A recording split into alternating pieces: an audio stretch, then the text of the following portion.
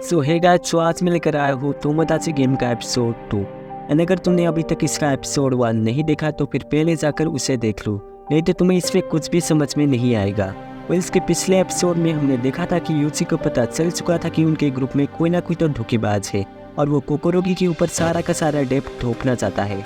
इसलिए कोकोरोगी को बचाने के लिए यूची उस गेम के रूल को तोड़कर उन सब से एक अजीब सवाल पूछता है। वो पूछता है कि क्या तुम सबको पता है कि आज सवारागी ने कौन से कलर का अंडरवेयर पहना है। अब यहाँ पे यूची सीबे की तरफ जाके कहता है कि क्यों सीबे, तुम्हें तो पक्का इसके बारे में जानना ही होगा ना, आखिरकार तुम सवारागी को पसंद जो करते हो। और ये क्या सवारागी, तुम ब्लश कर रही हो क्या? और तुम्हारा क्या तेंजी, क्या तुम्हें जानना है? वो अगर तुम्हें जानना है तो फिर जोर से कहो कि प्लीज़ मुझे बताओ।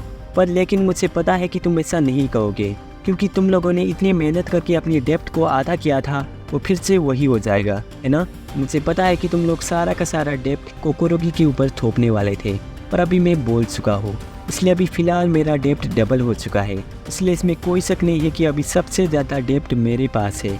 और मैं तुम्हें बता देता हूँ कि तुम में से जिसने भी धोखा दिया है वो सबसे बड़ा लूज़र होगा, क्योंकि मेरे क्वेश्चन पे लिखा था कि रूल चेंज हो चुका है, यानी सबसे कम डेप्थ वाले को सबका डेप्थ अपने साथ लेना होगा। अब यहाँ पे गेम के अथॉरिटीज़ को ऑब्वियसली पता था कि यूची नाटक कर रहा है, और यहाँ पे मारिया को लगता है कि उनके टीम का धोखेबाज यूची के जाल में नहीं फंसेगा। पर सुकिनो इस पे कहते हैं कि क्या तुम्हें सच में ऐसा लगता है? वो एक सेकंड के लिए इमेजिन करो कि तुम धोखेबाज हो जिसने सक्सेसफुली अपने डेप्थ को रिड्यूस कर लिया है, जिससे तुम लास्ट प्लेस वाले पेनल्टी को इजीली हंट कर सकती हो।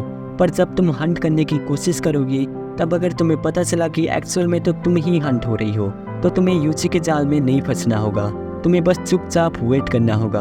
और इसके बाद यूची उन सब को बताता है कि वो उन सब से थोड़ा मजाक कर रहा था, सिर्फ उनका मूड ठीक करने के लिए, यानी उनके ग्रुप में कोई भी धोखेबाज नहीं है और यूची उन सब पे पूरा भरोसा करता है। अब इसके बाद गेम कंटिन्यू होने लगता है और इस बार वो कोइन यस की तरफ ही पुश हो जाता है, यानी ये लोग इस गेम को जीत जाते हैं। और यहाँ पे ये मारिया बहुत ही खुश होकर चीखने लगती है।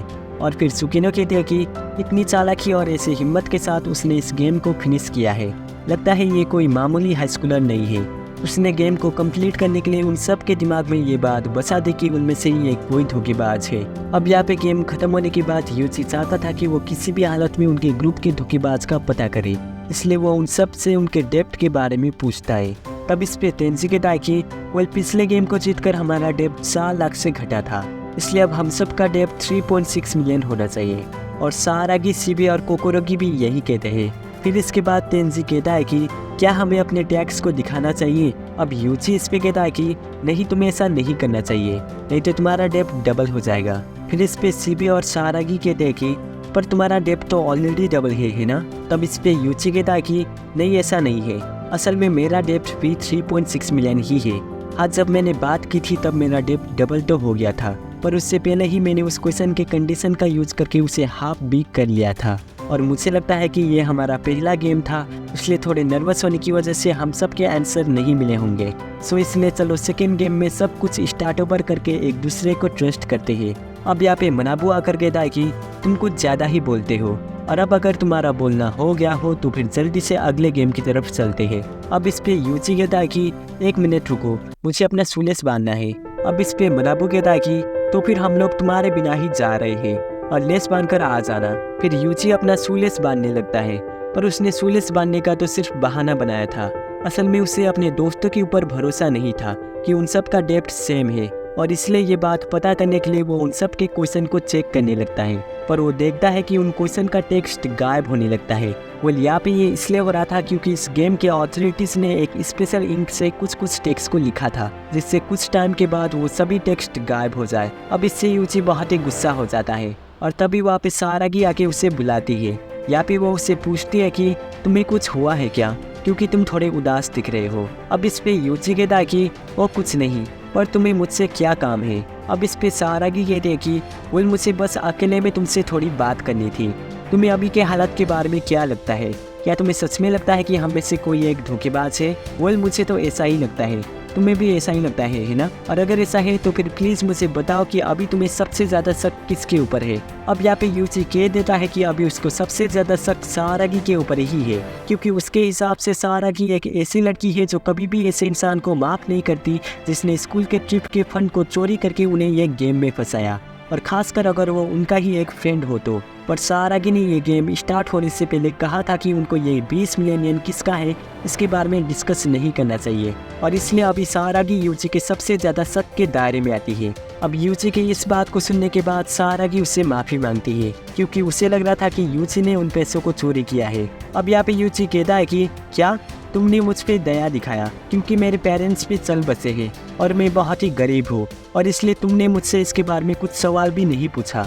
अब इस पे सारागी कहती है कि नहीं, ऐसा कुछ भी नहीं है। फिर यूची कहता है कि तो फिर क्या है, इसके अलावा आखिर क्या ही हो सकता है। फिर सारागी कहती है कि बोले असल में मैं तुमसे प्यार करती हूँ यूची कुन। अब इसे सुनकर यूची बहुत ही शौक हो जाता है, और फिर सारागी फिर से यही बात रिपीट करती है कि वो यूची से बहुत ही प्यार करती थी, इसलिए उसने ये किया।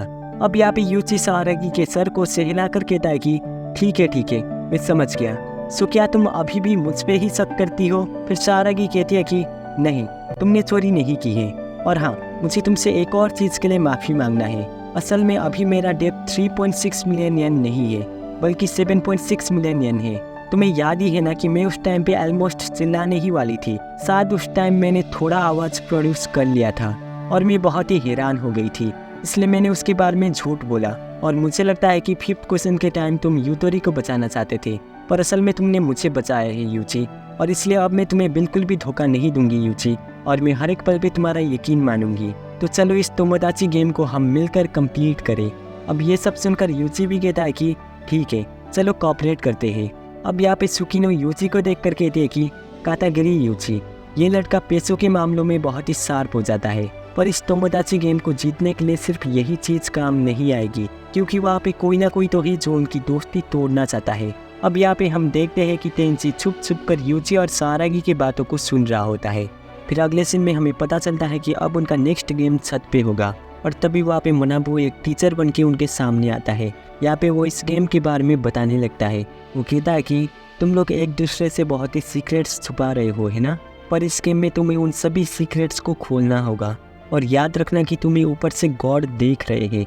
तो चलो शुरू करें। इस गेम का नाम है बैड माउथ सुगोरोकू। तब सीबे कहता है कि क्या सुगोरोकू? वो इसलिए यहाँ पे ये स्पेस है ना। अब इस पे मनाबू कहता है कि वो इसमें तुम्हें अपने दोस्तों की बुराई करके उन्हें सीधा हेल में भेजना होगा, इसलिए इसका नाम बैड माउथ सुगोरोकू है। ये नॉर्मल सुगोरोकू होता। अब यहाँ पे मनाबू उन सभी को इस गेम के रूल्स समझाने लगता है। वो इस गेम में उन सभी को एक एक करके प्राइवेट रूम में जाना होगा, और वहाँ पे उन्हें एक पेपर पे किसी की बुराई करके उसे उस बॉक्स में डाल देना होगा, और वो लोग जैसे ही प्राइवेट रूम में इंटर करेंगे तब वो लोग 3 मिनट तक उससे बाहर नहीं जा सकते। इसमें कोई किसी के बारे में जितना चाहे उतना बुराई कर सकता है, और अगर वो चाहे तो वो खाली पेपर को भी बॉक्स में डाल सकता है, और कोई इसमें झूठ भी लिख सकता है। पर अगर उस झूठ के बारे में पता चला तो फिर उन सभी को यही प्रोसेस दोबारा चालू करना होगा। और फिर ये सब करने के बाद मनाबो उस बॉक्स में से उन सभी बैड माउथ कार्ड्स को रीड करेगा, और इसके बाद उन सभी कार्ड्स का सर्वे होगा, जिसमें इस गेम के अथॉरिटीज उन कार्ड्स को एनालाइज करके डिटरमाइन करेगी कि किसका सीक्रेट सबसे ज़्यादा माफ़ी के लायक नहीं है, और इसी के अकॉर्डिंग उन सभी को चलने का मौका मिलेगा। पर जो भी इसमें सबसे पहले गोल पे रीच करेगा उसे बहुत ही बड़ा लॉस होगा। जब कोई भी गोल पे पहुंच जाएगा तब ये लोग इस गेम को क्लियर कर लेंगे, जिससे उनका डेप्थ 4 लाख से घट जाएगा। पर अगर गेम क्लियर होने के बाद भी बाकी लोग अभी तक बोर्ड में ही है तो फिर उनका एक्स्ट्रा 1 मिलियन डेप्थ बढ़ जाएगा, और उन्हें थर्ड गेम भी नहीं खेलना पड़ेगा, और इसलिए वो लोग थोड़े टाइम के लिए घर जा सकते हैं। अब घर जाने की बात सुन के उन सभी को थोड़ा सुकून मिलता है, और यहाँ पे मनाबू कहने लगता है कि तुम्हें सबको बैड माउथ करना होगा जब तक कोई उस हेल वाले गोल में ना पहुँच जाए। ये बैड माउथ सुगोरोकू बहुत ही मज़ेदार है। अब यहाँ पे मनाबू की ये बात सुनकर सारागी उस पर गुस्सा करके कहती है कि ये बिल्कुल भी मज़ेदार नहीं है, हम अपने दोस्तों की बुराई बिल्कुल भी नहीं करेंगे। अब इस पे मनाबू कहता है कि तो फिर तुम खाली पेपर को डाल दो ना। अब इस पे सीबे कहता है कि पर अगर सब ने खाली पेपर ही डाला तो? फिर मनाबू कहता है कि तो फिर सब लोग एक स्पेस ही मूव करेंगे, यानी तुम सब एक साथ गोल पे पहुंच सकते हो, पर इससे तुम्हें सिर्फ 2 मिलियन येन ही मिलेगा, और तुम सबको थर्ड गेम भी खेलना पड़ेगा। अब ये सुनकर सारागी कहती है कि हमें इससे कोई दिक्कत नहीं है। फिर मनाबू कहता है कि पर अगर तुम में से किसी एक ने भी तुम्हें धोखा देकर सबका बुराई करना चालू किया और तुमने पेपर को खाली रखा तो फिर तुम्हें बहुत ही बड़ा डिसएडवांटेज होगा। पर फिर भी यूची और उसके दोस्त डिसाइड करते हैं कि वो लोग एक दूसरे को धोखा ना देकर एक साथ ही गोल तक पहुंचेंगे। अब यहाँ पे मारिया कहते हैं कि ये तो बिल्कुल मैराथन जैसा ही है, पर फिर भी यहाँ पे ये लोग एक साथ गोल तक पहुंच ही नहीं सकते। अब सुकिनो भी कहते हैं कि तुमने सही कहा, हम इंसान सभी चीज़ों को बहुत ही अच्छे से कैलकुलेट करते हैं, और मैं ये सोच रही थी कि ये लोग कितने स्पेस तक ही एक साथ होंगे अगर वो सिर्फ उन्हें डिसएडवांटेज ही करेगा तो। और फिर उन सब का ये गेम स्टार्ट हो जाता है। अब यहाँ पे मनाबू सभी पेपर को बॉक्स में से निकालता है और यहाँ पे सभी पेपर खाली था, इसलिए वो लोग सिर्फ एक स्पेस पे ही मूव करेंगे। और तभी इसके बाद वहाँ पे दिखाया जाता है कि उन सब का डेप्थ 1 लाख से बढ़ चुका है। अब यहाँ पे सीबे मनाबू का कॉलर पकड़ के कहता है कि हे, तुमने हमें इसके बारे में क्यों नहीं बताया। तब इस पे मनाबू कहता है कि मैंने तुम्हें बताया तो था कि ये नॉर्मल सुगुरुकु नहीं है।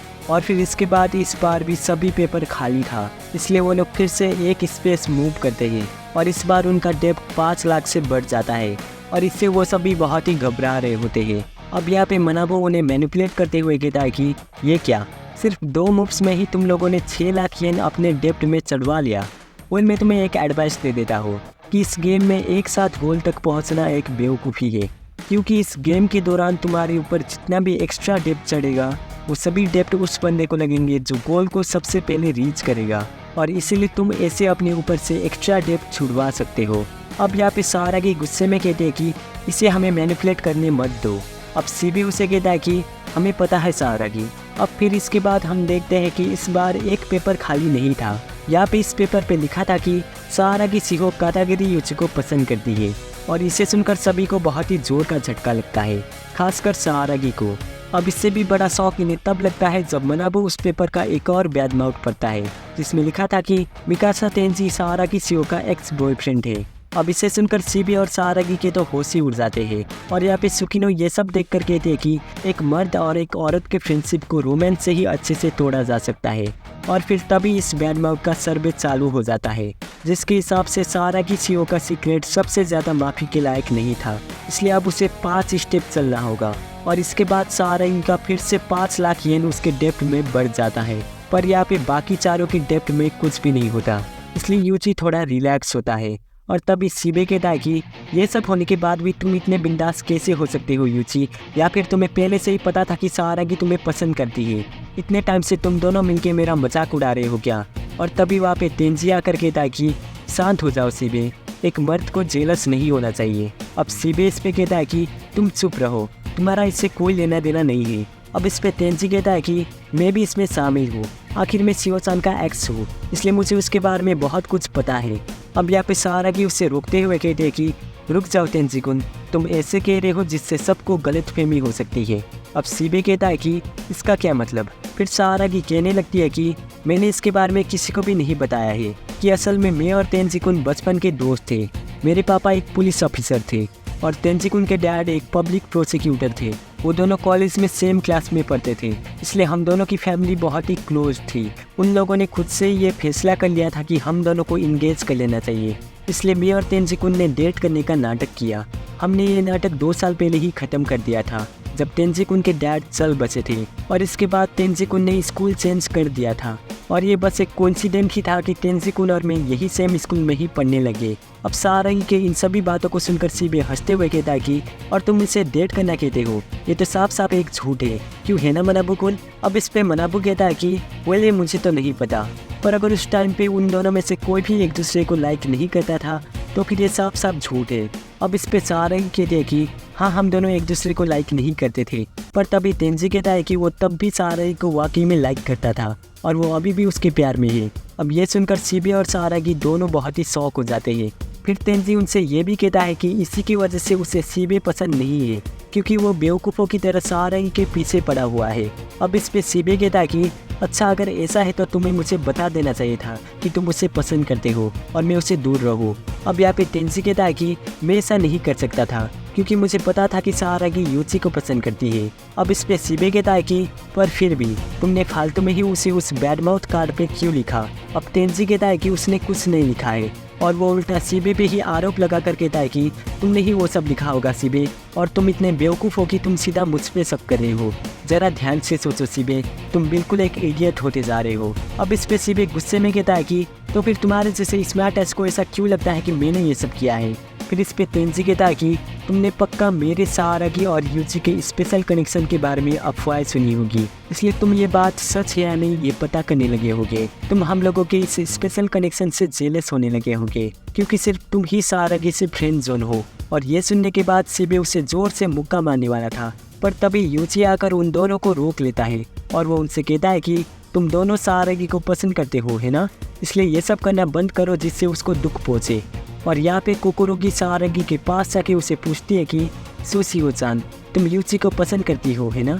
अब सारागी इस पे हाँ कहती है। फिर कोकोरोगी कहने लगती है कि और सिर्फ सीबे कुन ही नहीं बल्कि मिकासा कुन और बाकी बहुत सारे लड़के तुम्हारे प्यार में पागल हो रहे हैं, और मैं दावा करती हूँ कि यूची कुन भी तुम्हारे प्यार में पड़ने लगेगा। और यहाँ पे ये सब बवाल देखकर मारिया बहुत ही खुश होने लगती है और सुकिनो कहते हैं कि ये काफ़ी इंटरेस्टिंग होता जा रहा है। जिसने भी उन कार्ड्स को लिखा है अब उसे उन सब से बचना होगा। अब यहाँ पे यूजी प्राइवेट रूम में जाता है और यहाँ पे वो उस पेपर और पेन को पकड़ता है, पर हमें नहीं दिखाया जाता कि उसने वहाँ पे कुछ लिखा है या नहीं। और फिर वो प्राइवेट रूम से बाहर निकलने के बाद सारागी से कहता है कि मैंने अपना पेपर खाली रखा है, अब तुम्हारी बारी। अब यहाँ पे सब लोग पेपर बॉक्स में डाल देते हैं और इस बार 3 बैड माउट हुआ है। पहला ये है कि सीबे जूनियर हाई तक अपनी माँ के साथ ही नहाता था, और दूसरा ये है कि यूची ने एक बार 1 हफ्ते तक नहीं नहाया था, और तीसरा ये है कि सारागी ने अपने फेस की प्लास्टिक सर्जरी करवाई थी। अब यहाँ पे इन सभी बैड माउट्स का सर्वे चालू हो जाता है और यहाँ पे स्टेप्स चलते समय सीबे सारागी से पूछता है कि ऑब्वियसली प्लास्टिक सर्जरी वाली बात झूठ है ना सारागी। अब इस पे सारागी कहती है कि अगर ये सच होता तो क्या तुम तब भी मुझे पसंद करते। चलो पसंद की बात तो छोड़ते ही, क्या तुम मेरे दोस्त भी बनते। और ये कहकर सारागी आगे बढ़ती है और यहाँ पे सुकिनो कहते हैं कि दोस्ती प्यार से भी बहुत ज़्यादा कैलकुलेटिंग होता है। हम दोस्त इसलिए बनाते हैं ताकि हम मज़े कर सकें, या फिर हमें पैसा चाहिए, या तो हम बुली होने से बचना चाहते हैं। अब मारिया भी कहते हैं कि सही कहा, हम लोग बिना कुछ फ़ायदे के किसी से भी दोस्ती नहीं करते हैं। और यहाँ पे पता नहीं क्यों कोकोरोगी बहुत ही चिल्लाने लगती है। वेल, इसके बारे में हमें अगले एपिसोड में पता चलेगा। सो अब मिलते हैं अगली वीडियो में। बाय।